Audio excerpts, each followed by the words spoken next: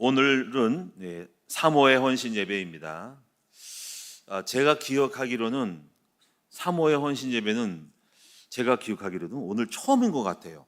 그렇죠? 없었죠? 의미가 있습니다. 그래서 이번에 사모의 헌신 예배 드리면서 의미가 있는 것 같아요. 사모의 헌신 예배, 사모님들을 위해서 기도하는 시간, 또 사모님들에 대해서 생각해보는 시간이죠. 항상 헌신 예배는 그 기간을 생각하고 그 기간에 대한 메시지를 찾고 그 기간에 대한 지혜를 얻는 시간이 그 기간 헌신 예배예요. 사모님들에 대해서 생각을 많이 해봅시다. 우리가 어떤 부분이 이제 중요할까? 결국 우리 사모님들은 앞으로 결국 결론적으로는 목회를 할 거예요. 그렇죠? 우리 남편들이 목회를 할 것이고 그 목회를 할 때에 가장 결정적인 것을 할 수 있어야지 그 목회를 잘 돕고 할 수가 있을 것 같아요. 그렇죠? 그렇게 봤을 때 무엇이 중요할까요? 제가 볼 때는 우리 김상희 사모가 하는 것을 하면 될 것 같아요. 아멘? 여러분이 혹시 또 목사님이 또 그렇지 이렇게 하는데 그렇지가 않고요. 주변에서 우리 사모님 만나려고 하는 사람들이 많아요. 사모님들이 우리 사모님 꼭 만나서 얘기 듣고 싶다고. 또 여자 목사님들도 우리 사모님 만나고 싶다 그래요. 우리 교회 아시는 분들 중에는 그만큼 우리 사모님이 인기가 많아요. 그런데 이런 게 있어요. 여러분이 우리 김상희 사모를 옆에서 이렇게 같이 있으면서 그 사람의 이 사모의 그 많은 여러 가지 그 영적인 특히 사역에 있어서 이거를 배우는 것은 굉장히 놀라운 일이 일어나는 거예요. 제가 우리 주변에 있는 목사님들도 뵈지만은 사모님들이 역할을 많이 못해서 목사님의 목회가 잘 이렇게 뭐랄까 지지부진한 경우가 굉장히 많아요. 사모님들이 현장에 안 나간다는 거죠. 집에서 할 일만 하도 현장은 안 나가기 때문에 그런 부분에서 이렇게 그분들을 뵐 때마다 왜 사모님들이 가만히 있지? 집에만 있지? 밥만 하지? 저 사모님들이 뭔가 현장을 뛰면 좋을 텐데 이런 게 많이 오거든요. 그래서 그런 부분 속에서 지금 우리 현재 젊은 사모님들도요 결국 목회에 앞으로 남편을 도와서 결정적인 것은 목회가 돼야 되거든요. 그거를 하려면은 결국은 사모 역할은 팀 사역이에요. 팀 사역. 특히 사모는 남자 목사님은 여성들에 대해서 타치를 할 수가 없어요. 여성들의 삶에 대해서 이렇게 깊이 꼬장꼬장하게 깊이 들어가서 뭐 얘기하거나 그럴 수가 없어요. 한계가 있는 거예요. 그럴 때 그 여성들을 코칭해주고 메시지를 줄 수 있는 사람들은 사모님밖에 없어요. 그렇죠?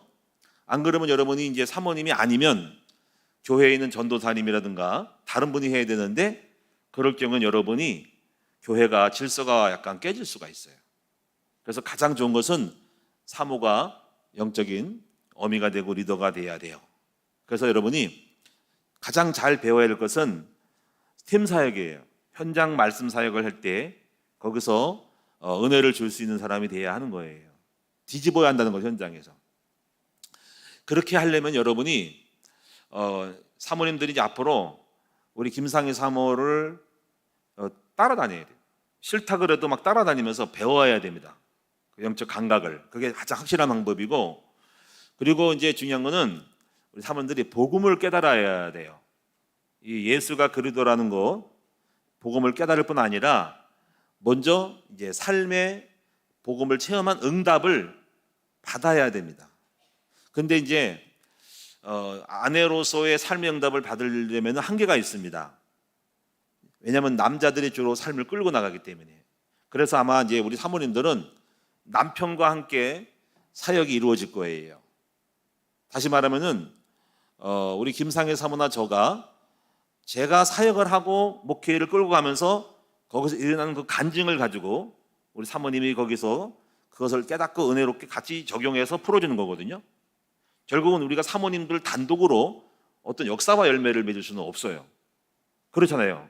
그렇기 때문에 이제 우리 엄대진 전도사님, 이동진 강도사님, 이사무엘 목사님이 이제 앞으로 목회를 하고 사역을 풀어가고 어떤 일 할 때마다 이제 거기에 깨달아지는 영이 감동과 은혜가 같이 공유돼야 되고 또 같이 깨달아져서 같이 삶이 일체가 돼서 간증이 나와야 됩니다. 그럴 때 거기서 써먹는 간증이 그 간증들이 사람을 살릴 수 있는 거예요, 이게. 그러니까 이제 우리 교육자들은 사모님과 늘 대화를 많이 해야 돼요. 혼자 응답받은 거 갖고 있으면 사모님은 전혀 몰라요. 그리고 혼자서 메시지 배운 것만 가지고 하는데 그러면 안 되거든요. 같이 일심동체가 돼서 같이 동사하고 동역하고 같이 대화를 많이 해가지고 그 목사님, 전도사님, 강도사님 응답받은 거에 대해서 사모님이 내 것으로 만들어서 같이 가는 거니까 이렇게 돼야 됩니다. 그래야지 그것이 되는 겁니다. 결국은 어떻게 보면은 목사의 남자들에 따라서 사모님의 어떤 역할과 사역의 지정이 달라진다고 볼 수 있어요. 목사님이 영적으로 약하고 응답을 못 받으면 사모님도 거기에 할 말이 없는 거예요. 그렇잖아요. 결국은 핵심은 중심은 남자가 하니까 이걸 잘 보셔야 됩니다. 그래서 이제 그런데 우리가 있잖아요. 남편들보다 더 여성들이 사모님들이 영적으로 뛰어나야 됩니다. 뛰어나가지고 옆에서 영적으로 아주 딱 바로 서가지고 완전히 영의 사람이 돼야 됩니다. 2, 3일 목사 더 영적으로 바로서 올바른 영적으로 딱 끌고 가서 남편을 잘못되면은 코칭하고 말해서 바로 돼야 됩니다. 그러면 이제 남편이 딱 이제 그걸 보고 정신 차리죠. 이렇게 이 정도까지 가야지 되는 거예요. 남편이 끌어다니면 안 돼요. 다시 영적으로 근데 이제 무조건 끌고 가는 것이 인간적이 아니라 영적인 바로 쓰면서 끌고 가야 되는데 다른 것으로 끌면 안 된다는 거지. 이런 것들이 바로 될 때 남자는 자꾸 빠져나가려고 그러고 이상한 짓 하려고 그러도 이게 그렇게 되지 않고 영적으로 딱 우리 아내가 굉장히 영이 밝으네. 어떻게 이렇게 정확하지? 이렇게 딱 될 때 거기에 따르는 진정한 권위가 있는 거예요. 저는 옛날에 이거를 몰랐을 때는 사모에 대한 어떤 기준을 다른 데 갖고 있는데 그런 것들이 별로 쓸모가 없더라고. 예를 들면은 피아노를 잘 쳐야 된다. 아무 소용도 없더라고. 피아노 치는 사람이 있어요. 요리를 잘해야 된다. 저는 그런 생각 없었지만은 돈도 없지만은 요리를 잘할 필요는 없어요. 오히려 요리를 잘하면 안 돼요. 살만 찌니까. 그래서 물론 적당히 밥은 하지만 정말 중요한 건 그것도 중요하겠지만 그것보다 더 중요한 건 뭐냐면 바로 현장 사역이라는 거지. 이제 복음을 깨닫고 복음을 체험한 가운데 나오는 말씀 사역 이거를 해야 됩니다. 그래서 이런 것들을 앞으로 이제 우리 사모님들이 이제 조금 시간이 되면은 이걸 따라가야 됩니다. 그래서 이런 부분 앞으로 이제 시간표를 따라 성령 인도를 받게 될 것인데 우리 예진 사모님도 지금 성교는 하지만 이 성교에 계속 목매일 수는 없어요. 왜냐하면 어느 정도 하다가 원장으로 있으면서 일임을 해버려야 돼요. 그리고 현장 사역으로 따라가야 됩니다. 안 그러면요 원장 사역하지만 어린이만 하지만 현장에 진짜 중요한 것은 나중에 나이가 들어서 성도들을 케어하고 여성들을 사역을 말씀을 줄 수 있는 이 사역을 못하면 큰 실수를 하는 겁니다. 이게. 그래서 지금은 저는 그런 생각을 하고 있어요. 어느 정도 이거를 키운 다음에 관리하고 이제 거기서 맡기고 빠져나와가지고 물론 전체를 통제하면서 관리하면서 사역적으로 시간을 일부 떼어서 사역으로 들어간다는 거지. 말씀 사역을 하거나 찾아가서 공부를 하거나 말씀 다락방을 뛰거나 이렇게 해야 하는 거예요.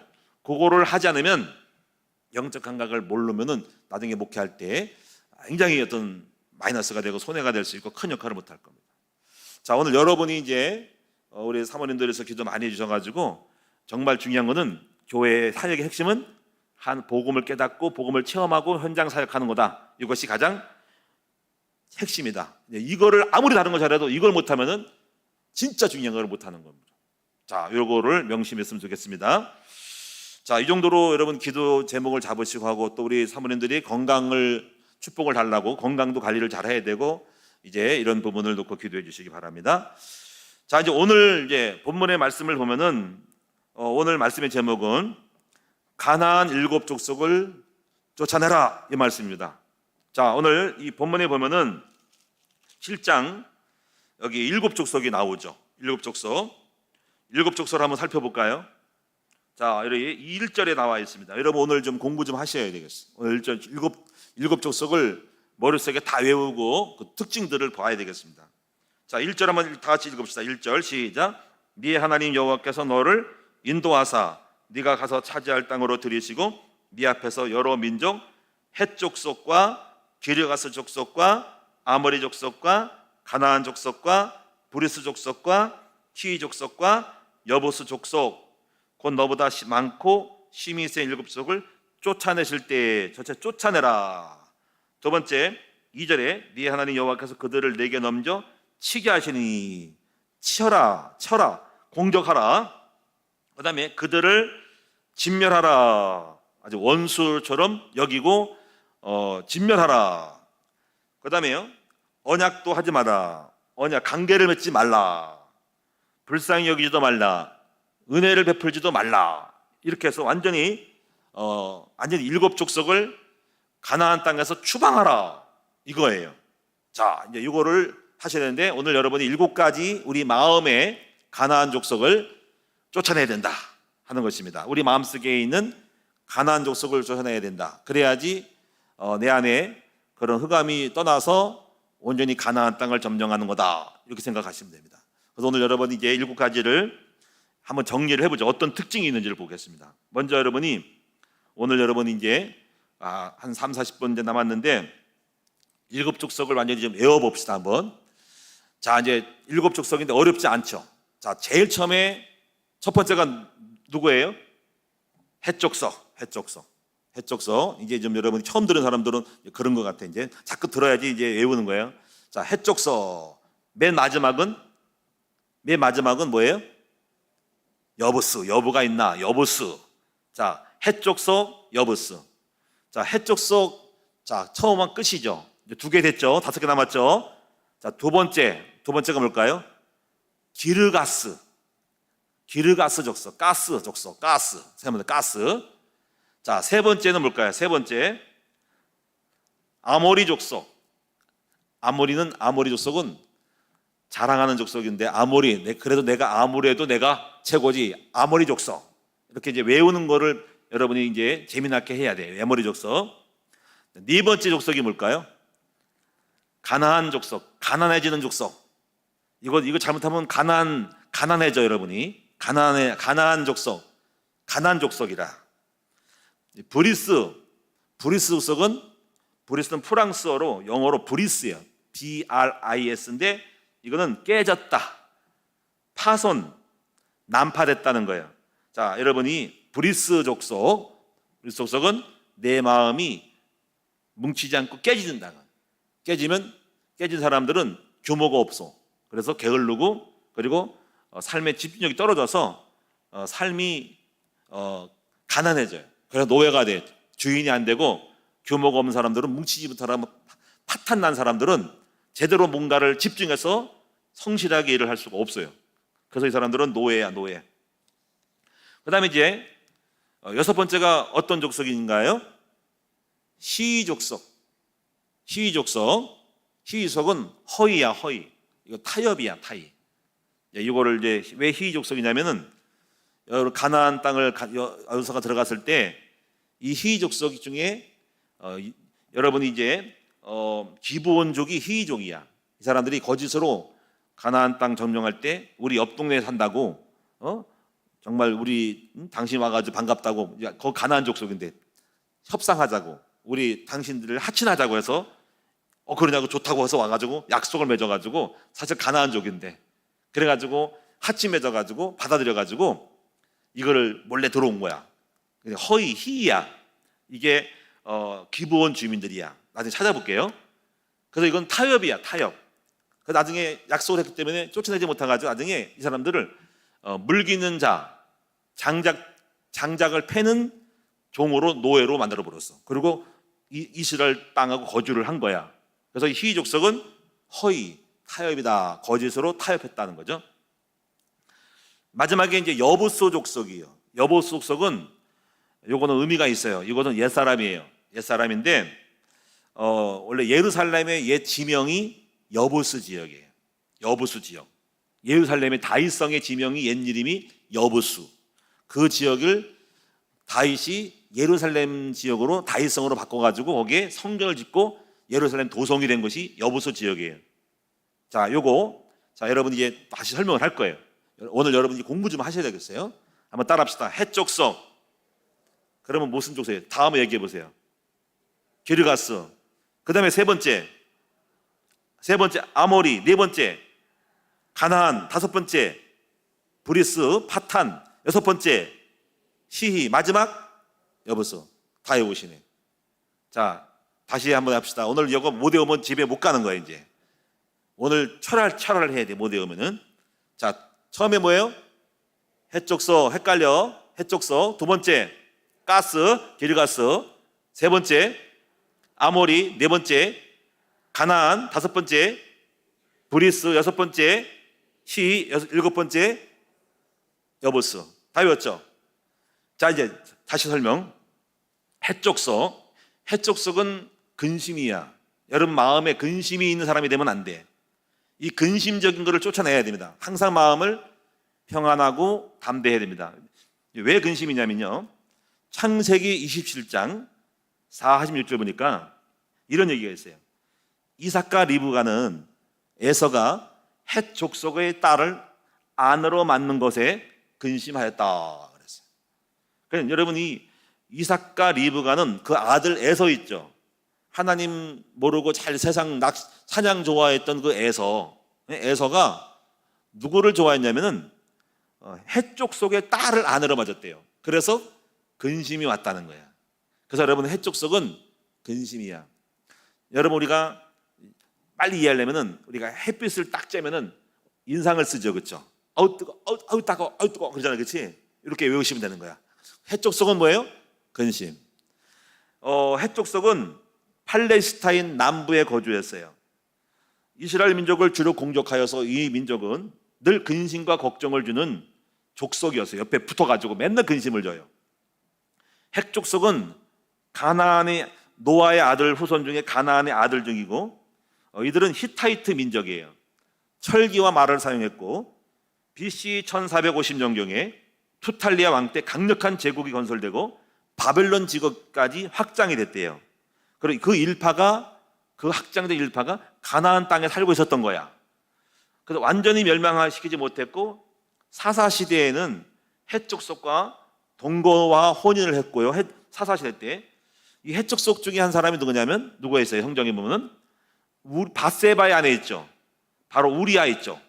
밧세바의 남편이 누구죠? 이름이 우리아가 헷 족속이에요. 좋은 사람도 있었어. 그리고 솔로몬의 첩들 중에서 헷 족속의 딸이 있었어요.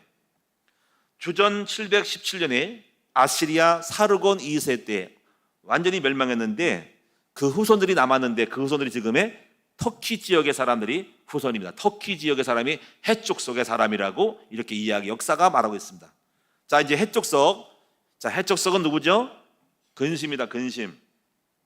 오늘 여러분의 마음에 늘 근심이 있고, 늘 근심이 떠나지 않은 사람들은 헷 족속이 남아있는 거예요. 그럼 여러분, 근심이 왜 올까요? 근심이 오는 거는 믿음이 없어서 근심이 오고, 그 다음에 죄를 지면 근심이 와요. 왜냐하면 죄를 지면 벌 받을까 봐. 그리고 문제가 와서 꼬여가지고 날 뭔가 일이 꼬이고 안 되고 근심 걱정되는 일이 생기는 거예요. 그 때문에 여러분, 죄를 지면 안 돼. 그리고 불신앙을 하면 안 돼. 그래서 늘 세상에 제일 중요한 게 뭐냐면 내 마음이 늘 평안한 거, 그리고 담대함이 최고 좋은 거예요. 여러분, 혹시 이 문제에 끝나지 않은 사람이 있는가요? 여러분, 혹시 내 마음에 늘 근심이 쌓이고 오늘 평안하가도 늘 다음날 근심이 생겨? 이런 근심이 여러분의 가정에, 마음에 없어지기를 주님의 이름으로 축원합니다. 이 목회도 보면 근심이 없이 평안해야 돼. 근심되는 일이 없어야 됩니다. 그래서 교회도 평안하여 든든히 서가고 라는 말이 초대교회에 있단 말이지. 제일 행복한 것이 가정에 가도 근심이 없고, 여러분이 목회에도 근심이 없고, 여러분 우리 하루하루 삶이 평안하고 담대함이 돼야 합니다. 혹시 근심이 있거든요. 여러분이 믿음이 없어 그래. 먹을 걱정 근심, 내일 걱정 근심, 또 자녀 걱정 근심, 어떻게 교육시킬까, 어떻게 될까, 또 혹시 병 걸리지 않을까, 이런 모든 근심 걱정이 없어지기를 주님의 이름으로 축원드립니다. 이 평안의 비밀을 배우시기를 축원합니다. 만약 있다면 여러분이 아리까리 그 헷 족속이 남아있는 거다. 한번 따라합시다. 예수 이름으로 내 마음의 해촉석은 근심의 영은 떠나갈지어다. 여러분 없지요? 있어요? 없지요? 있는 사람들은 오늘 밤에 철야해. 없어야 돼. 이것이 우리의 비밀이거든요. 내가 너에게 평강을 주노라 했거든요. 내가 주는 평안은 세상과 같지 않다 그랬습니다. 정말 여러분 우리 성도들이 정말 평안했으면 좋겠어요. 누룽지 하나를 먹어도 평안해야 되지, 그렇죠?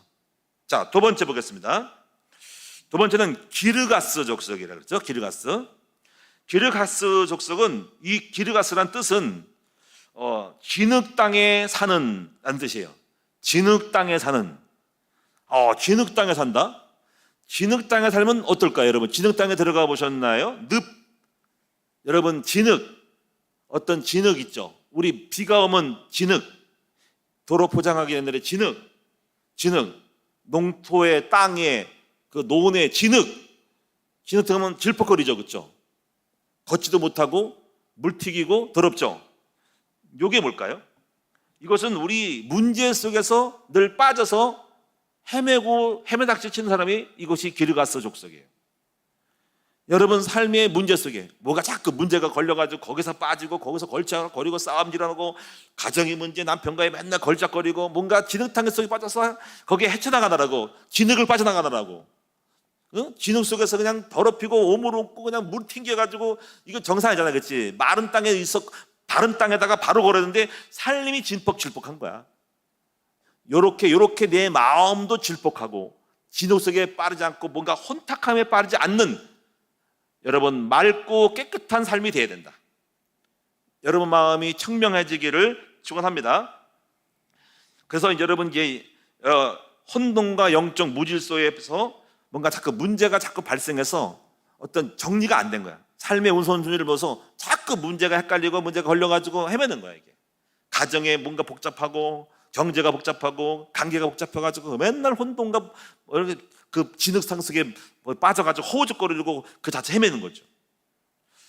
교회도 그럴 때가 있었죠. 교회도 막 그냥 혼탁해져가지고 막 그냥 싸움 일어나고 뭐 혼돈이고 막 말이 나오고 막 누가 오르니 저러니 하고서 막 진흙탕 속에서 막 치고받고 서로 흙탕물 묻히며 살아가는 거예요.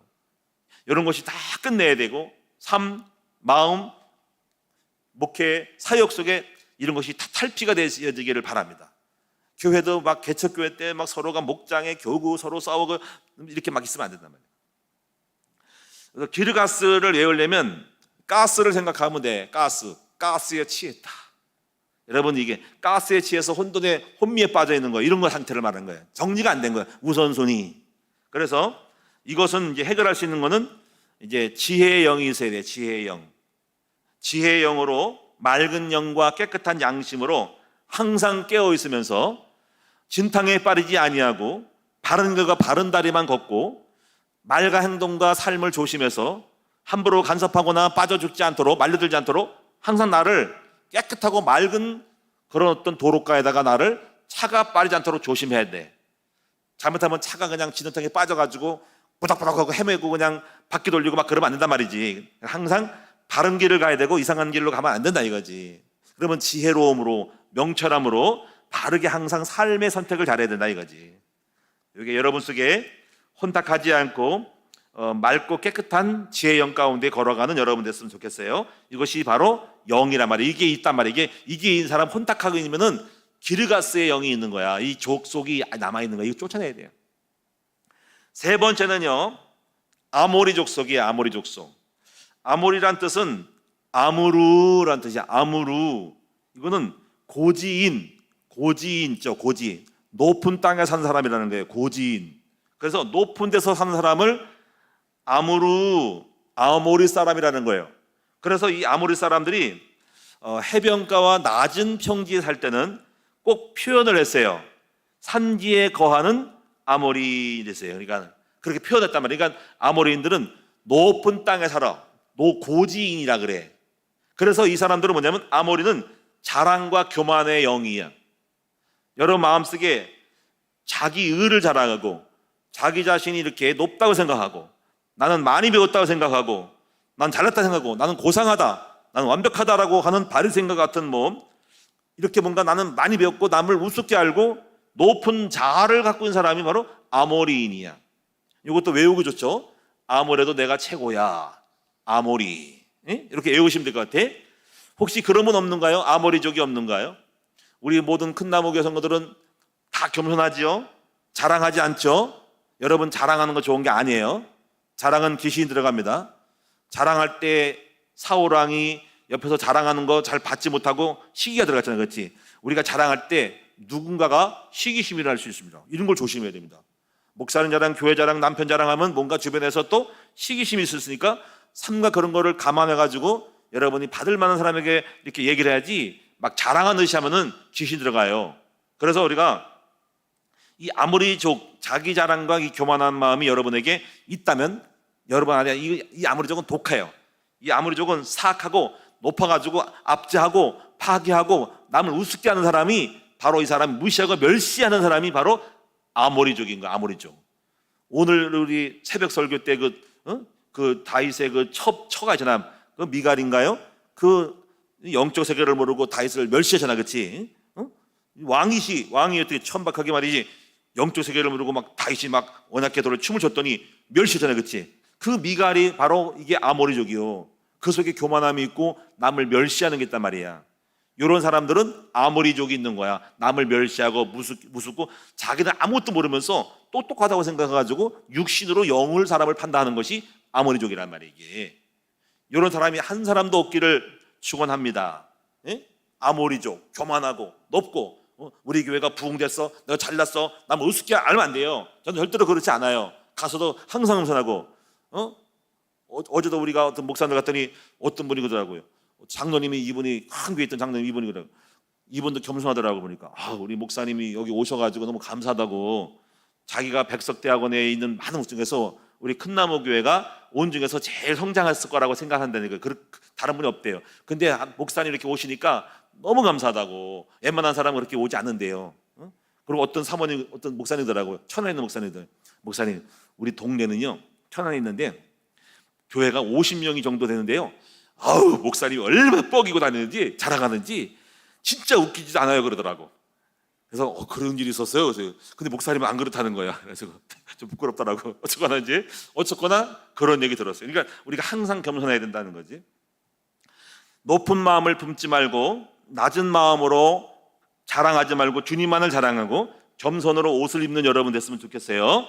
만약에 여러분이 자랑하고 교만하면 아직도 여러분 속에 쫓아내지 못한 아모리족이 있다. 이 아모리족은 때려잡아야 돼. 자, 네 번째는요. 네 번째가 뭐죠? 가나안족. 가나안족은 빨리 외우려면 가난해져. 이거는 실제로 가난해졌다니까요. 가나안족은 뭐냐면요, 이거예요. 멸시. 가나안족은 이거는요, 낮은 자존감, 무능감인데 왜 그러냐면은 창세기 9장에 보면은 노아 홍수 이후 시대에 가나안의 아버지 함 있죠. 가나안의 아버지 함이 노아 할아버지가 홍수 이후에 땅에 정착해서 포도 농사를 졌다 그랬어요. 근데 포도 농사 졌다 보니까는 포도를 이렇게 잡수시게 된 거지. 근데 포도가 오래되면요 뭐가 되냐면요, 포도즙에서 가스가 차가지고 술이 돼 버려요. 알코올이 됩니다. 그게 그냥 먹을 수밖에 없죠. 아무래도 그냥 바로 먹고 냉장고도 없는데 바로 되겠죠. 근데 먹어가지고 노아 할아버지가 술에 취해신 거야. 그래가지고 술에 취하니까 잠이 오겠죠. 잠을 자니까 옷도 벗겠죠. 이상하게 하다 보니까는 이거를 가지고 아들들이 본 거야. 근데 그 중에서 함이라는 사람이 아버지 그 성경을 보니까 하체를 보고 얼레꼴레한 거야. 아이고 우리 아버지가 이상해졌다 하면서 이거 갖다 밖에 떠벌린 거야. 이게 아버지의 그 수치를 이게 덮어줘야 되는데, 그렇죠? 우리 아버지. 그래서 다른 사람들은 안 보고 뒷걸음 쳐가지고 우리 아버지가 빨개 벗었네 하고 이렇게 덮어주단 말이야. 이랬는데 함은 안 그랬어. 막 이게 터트렸단 말이야. 막 멸시하고 이게 뭔가 흉을 봤단 말이야. 그래가지고 그것을 보고 노아가 술에 깨워서 그것을 보고 한 짓을 보고 그걸 저주를 한 거란 말이야. 함의 아들 가나안은 야벳과 셈의 종이 되고 그런 거예요. 그러니까 이게 이상하잖아. 뭐가 잘못은 함이라는 아버지가 했는데 가나안의 저주는 누구한테 갔어? 자식이 갔다. 이게 굉장히 의미가 있는 거예요. 이게 그렇죠? 아니 함이 받지 왜 자식이 받아? 여기서 의미가 있는 거예요. 부모님이 뭔가 있잖아. 잘못을 이렇게 자꾸 덮어주지 않고 사랑이 없이 덮어주지 않고 멸시하고 그러면은 뭐가 오냐면 자꾸 이렇게 아버지를 덮어주지 않고 이렇게 하면은 그 자녀들이 문제가 온다는 것은 굉장히 생각해 볼 만한 거예요. 여러분의 자녀들이 가난하고 종이 되고 이상하게 안 풀리고 고생을 할 때는 부모님이 뭔가가 교만함이 있을지 몰라. 멸시하고 이렇게 덮어주지 않고 함부로 하는 거 있단 말이야. 그래서 오늘 여러분이 이제 이것도 교만한 거예요.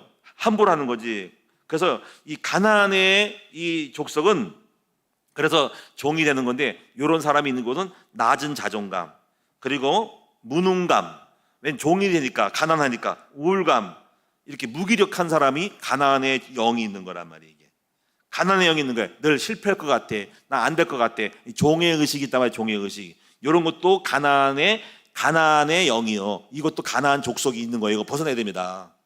그래서 오늘 여러분이 이제 이거를 벗어나야 됩니다. 그래서 오늘 여러분 이제부터 이걸 벗기려면은 남을 무시하지 말고 늘 남을 세워주고 존중해주고 존경해줘야 여러분이 그 흑암을 벗겨가지고, 그러면 여러분 남을 존중해주면 하나님이 여러분 자녀를 높이 세워줘요. 응? 부모님들이 항상 겸손함으로 남을 높여주고 세우란 말이지. 그러면 여러분 자녀를 하나님이 높은 자리에 올리시는 거예요. 똑같아. 내가 무시하고 남을 깔보고 함부로 하면은 여러분 자식에게 종으로서 대가가 와서 여러분 자녀들을 종이 되게 만들어서 가나안의 영이 온단 말이야. 이것이 바로 가나안의 족속이에요. 이걸 벗게 됩니다. 그래서 절대로 남을 비난하고 멸시하지 마세요. 자식이 잘 풀려면 여러분이 절대로 남을 비난하면 안 돼. 이런 영이 있으면 안 되는 말이에요. 다섯 번째는 어떤 족속이죠? 브리스 족속. 브리스 족속은 아까 말한 것처럼 프랑스어로 영어하고 프랑스어 같이 썼는데 영어로 BRIS, 깨짐, 파손, 난파라고 단어가 되어 있어요. 그래서 브리스족은 이걸 어떻게 해서 하냐, 이거는 게으름이야. 그래서 노예로 살아. 노력이 없어서. 사사기서 3장 5절 8절 보니까는 결혼으로 이스라엘 민족을 타락시켰고, 열왕기상 9장 20절 21절 보니까 이 브리스 족속, 다른 족속과 함께 솔로몬의 노예가 되고 역군으로 평생을 살게 된 거야. 다시 말하면 어떤 역군, 짐꾼으로 노예로 평생을 하라. 이런 사람은 리더자가 없고 대장이 없고 회장이 없고 대표가 없고 사장이 없고 지도자가 없는 거야. 평생 종노릇하면서 산다 이거지. 그럼 왜 그럴까? 이것이 내 마음의 영이 분열된 거야. 깨진 거란 말이야. 사람이 성공하려면요, 규모, 집중력, 일심, 전심, 지속, 뜻이 분명하고 뭔가 목적의식이 분명한 사람들은, 자기 삶의 규모가 딱 이 사람들은 그냥 뭔가 하면 한다, 안 하면 안 한다, 이게 뚜렷하게 자기 의식이 딱 철학이 있는 거란 말이에요. 이런 사람이 돼야 됩니다. 이런 사람들은 가난하지 않고 뜻을 이룬단 말이야. 근데 마음이 깨진 사람이 있다고. 이게 브리스 영이, 브리스족의 영이에요. 마음이 깨지고 두서검 사람들은 제대로 뭘 못해. 사업도 못하고 뭐도 못해가지고 자꾸 분열돼가지고 못하는 거예요. 이것이 바로 브리스 족속이다. 이런 사람들은 어떤 영이 있으냐면 성실의 영으로 받게 돼요. 성실의 영. 작은 일에 충성하고 하나 하더라도 성실하게 뭘 잘하는 사람이 있어야지 이게 브리스 족속이 쫓아내는 거예요. 그래서 한 달란트 비유도 있잖아요. 자, 이제 여섯 번째 어떤 족속이죠? 희 족속이에요. 희 족속은 타협하는 족속인데, 세상과 타협하거나 다른 데 자꾸 타협하면 안 되죠. 이건 어디에 배경이 되냐면 여호수아 9장에 있습니다. 아까 말한 것처럼 한번 여러분이 확인을 할까요? 찾아보겠습니다. 자, 여호수아 9장 보겠습니다. 여호수아 9장, 요거 잠깐 접어두고 9장.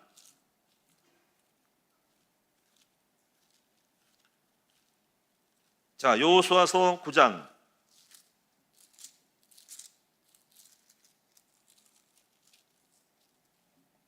1절부터 읽어볼게요.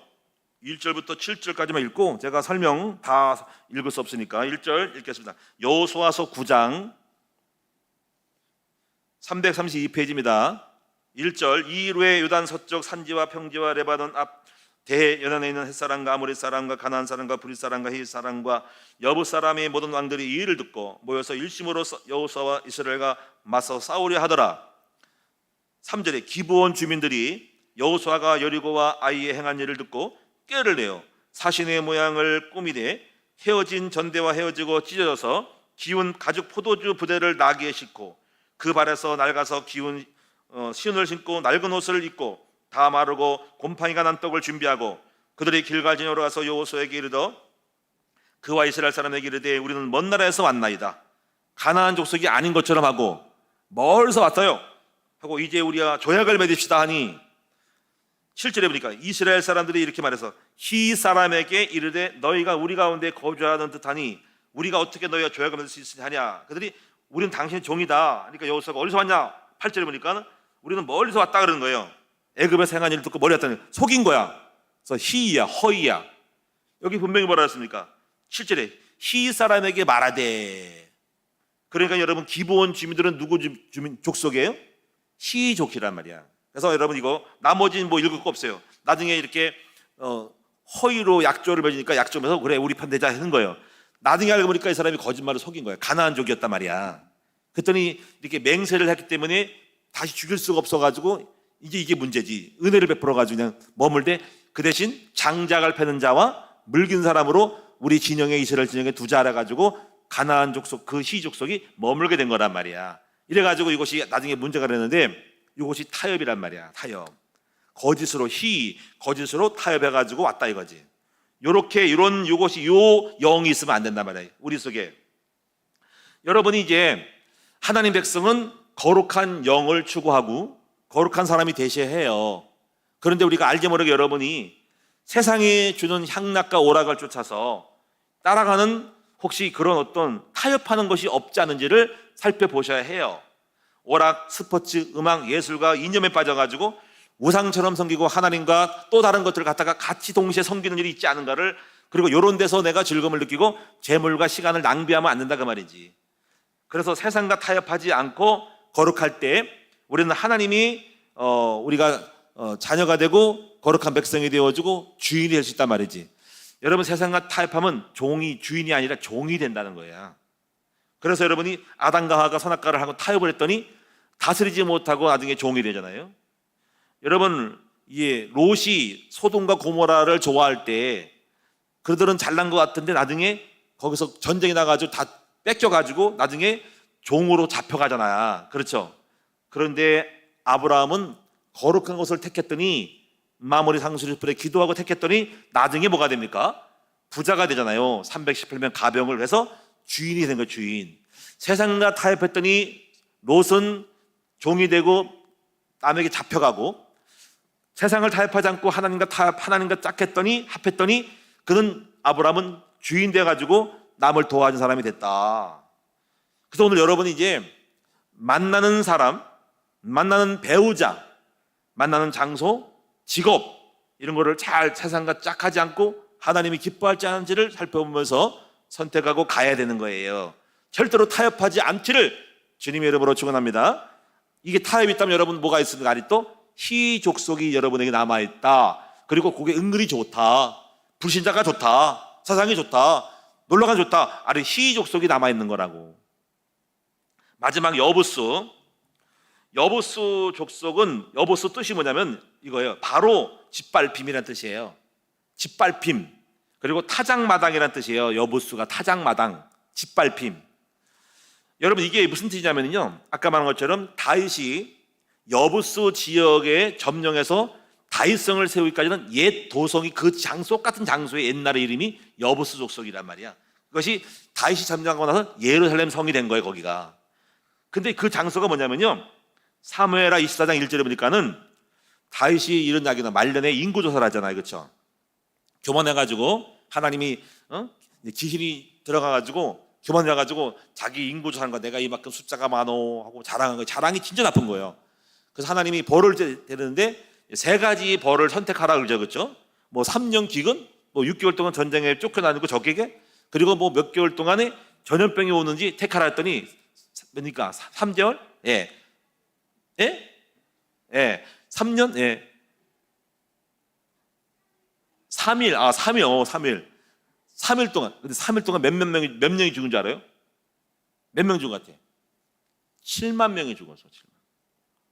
여러분 그래가지고 있잖아요. 막 그 장소가 뭐냐면 여부수 사람 아라우나의 거기 마당에 천사가 딱 있는 거야. 천사가 있어가지고 천사가 죽이려고 하는 거야. 막 그냥 사람 막 7만 명을 죽이는 거야. 그랬더니 다윗이 해결하는 거야. 하나님 용서해 주세요. 제가 너무 교만해가지고 잘못했더니 하나님이 천사한테 가만 스톱해라. 그만해라. 그때 그 장소가 여부수예요. 여부수 사람 아라우나의 타작마당인 거야. 그 여부수라면 그 지역이 장소가. 그랬더니 하나님께서 그럼 너가 여기서 회개하고 여기다가 다시 예배를 드려라 그래서 제단을 쌓고 예배를 드리라 그랬어요. 그래가지고 이 다윗이 어떻게 되냐면요, 그 땅을 사요. 했더니 아라우나가 왕이 원하는데 뭐 그냥 팔 수 있나요? 가져가세요. 그랬더니 아니라는 거지. 실제로 아니어야 됩니다. 그 대가를 지불하고 그걸 산 거예요. 사가지고 거기다가 성전을 줬어요. 거기다 제사를 했더니 그때 재앙이 끝쳤다 이거예요. 재앙이. 그래서 그 여부스 지역 사람 아라운의 타작마당이 된 거예요. 그것이. 그리고 거기다가 나중에 다윗이 예루살렘 성을 세운 거란 말이야. 자, 이런 배경이 있어요. 그래서 여러분이 이제 이것은 옛사람의 성품을 끊고 새로운 사람으로 완전히 변화될 수 있도록 만들어 돼야 됩니다. 이게. 근데 여러분이요, 이것이 쉽지 않아요. 그래서 이것이 되려면요, 옛사람을 완전히 꺾으려면요, 다윗처럼 완전히 헌신을 해야 돼요. 헌신으로. 이게 의미가 있습니다. 인생을 완전히 드릴 때 꺾여지고 적당히 내가 참아야지 하면 안 된다는 거지. 제가 이제 이걸 보고 저를 생각했는데, 우리 이씨 가문도요, 저가 이씨잖아요. 그렇죠? 이씨 가문도 보통 이게 지금 옛사람이 있는 게 아니에요. 우리가. 저는 여러분의 우리 집안의 내력을 뭐라 그랬지? 우리 되게 센 게 있습니다. 우리가. 나쁜 게 있어요. 응? 뭐 자아가 세고 우리 그 흑암이 우리 다 드러나잖아. 우리 아들들한테 혈기 다 드러나잖아. 그렇지? 센 거 있다니까. 세상이 있다니까. 근데 가만히 그러고서 거기서 오는 어떤 옛사람이 있단 말이에요. 재난을 꼭 벌 받기 딱 좋은 게 있단 말이야. 제가 뭘 생각하는지 알았어요? 우리 집안의 이 옛사람을 쓴뿌리를 꺾으려면 종의 가문이 돼야 된다는 거지. 지금 아라우나의 타작마당에 완전 헌신 제사를 드린 것처럼 여기 생명을 드리자는 거지. 제가 실제로 이걸 한 거예요. 그래서 우리 아들들을 목회자로 만든 거예요. 목회자로. 교회 목회 훌륭하게 잘 들어가는 게 아니라 사실은 목적은 우리 흑암을 꺾으려고 그런 거예요. 옛사람의 거를 지금 아라우나의 타작마당처럼 완전히 꺾으려면 올빵을 해야 돼요. 올인하로 영적으로 확 뒤집지 않으면 우리 집 안 꺾입니다. 저는 가끔가다 그런 마음이 들어요. 우리 아들들이 이제 목회가 됐지만은 만약에 목회자가 안 됐다면은 일반 성도로 갔으면은 좀 야리꾸리하게 될 것 같아. 예? 영적이지 않기 때문에 그 아라우나의 옛사람 여부수의 옛사람이 있단 말이에요. 그게. 그래서 똑같은 재난이 올 수 있고 교회 다니는 종교가 될 수 있단 말이야. 근데 복음으로 사역자가 되고 영적으로 가니까는 이걸 확 뒤집어가지고 오히려 그 여부수 지역의 옛사람이 예루살렘으로 바뀐 것처럼 그런 축복이 되는 거란 말이야. 이게 완전히 역전시킨 거야. 이게. 이걸 알아야 됩니다. 이거를. 응? 오늘 여러분도 완전히 여러분 옛사람을 바꿔서 완전히 올인으로 주님께 헌신할 때 여러분이 오히려 축복을 받는 여러분의 집안과 가문이 될 줄을 분명히 믿습니다. 보통 센 집안이 아니거든요. 저는 이렇게 생각을 했어요. 제 믿음이 그래요. 자, 그래서 결론을 맺읍시다. 자, 결론입니다. 자, 이제 정리할게요. 자, 해족석은 뭐죠? 하나로 정리해. 해족석, 근심. 야, 똑똑하시다. 기르가스, 혼돈. 진흙탕이니까 혼돈.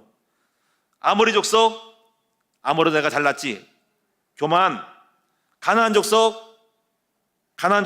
멸시. 그래서 가난해질 거예요. 브리스 족속은 파탄이잖아. 그치? 그래서 게을러. 종이 되죠. 시 족속은 거짓으로 타협을 했잖아. 그치? 그래서 노예가 됐어. 종로로 장작 태는 사람 있잖아. 여부수 족속은 옛사람. 완전히 이걸 꺾지 않으면 안 돼. 옛날 거 나와가지고 계속 우리를 망하게 하는 것이 옛사람인데 완전히 헌신으로 들어가서 인생 역전시켜야 돼. 옛사람을 새사람으로. 여기까지입니다. 오늘 꼭 기억하시고 혹시 여러분이 잊어버렸다면 나중에 저한테 문자 주시면 제가 이 내용을 또 알려드리도록 하겠습니다. 기도하겠습니다. 살아계신 주님 고맙고 감사합니다. 우리 속에 완전히 가나안 7족속을 발견하게 해주시고 추방시켜서 가나안 땅을 완전히 점령할 수 있는 거룩한 이스라엘 정복의 사람이 되게 하여 주옵소서. 예수님의 이름으로 기도합니다. 아멘.